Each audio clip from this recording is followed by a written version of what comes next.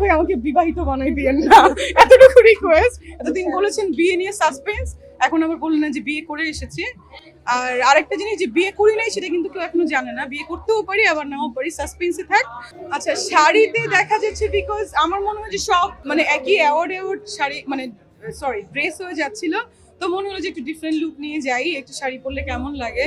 আর শাড়ি ভালো লাগে আমার, কিন্তু আমি একটু আনকমফোর্টেবল ফিল করি শাড়ি পরলে, বাট মনে হচ্ছে শাড়ি পরা উচিত মাঝে মাঝে। না না, শাড়িটা আমার নিজেরই, এটা মানিশ মানোয়ার থেকে নেওয়া, এবং একটু সেটার দাম কত মানিশ মানোয়ার থেকে নেওয়া?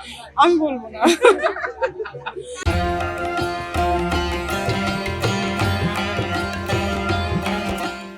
বিয়েটা করে ফেলবো, আচ্ছা বিয়েটা করে ফেললে আপনারা খুশি, তাহলে বিয়েটা করে ফেলবো নাকি? তখন তো আর কোনো প্রশ্ন থাকবে না নাকি? সে যাই না ভাই, আমি তো বলেছি ইতালির ভেনিসে বিয়ে করবো, এখন দাওয়াত যদি আপনাদের ভিসা থেকে আপনারা যাবেন আমি টিকিট করে দিব। আচ্ছা, এই বিয়ের জন্য মানে কোন পেশার পাত্র ভালো হয়?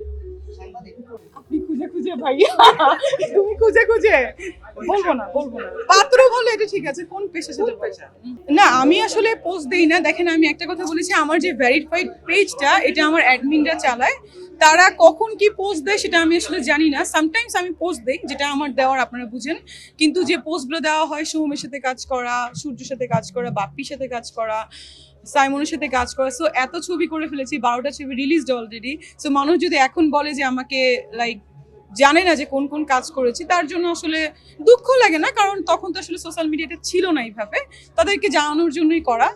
আর একটা ব্যাপার যে তখন অনেক ছোট ছিলাম, এসএসসি পাশ করে মিডিয়াতে এসেছি, অনেক ছোট টিনেজার, এখন অবশ্যই দেখতে চেঞ্জ লাগবে, এখন একজন যুবতী যাকে বলে বাংলা ব্যাপার, সো চেঞ্জ হবে চেহারা, এই জন্য হয়তো বা মানুষ একটু মানে কি বলে রিকগনাইজ করতে পারে না যে আমি সে।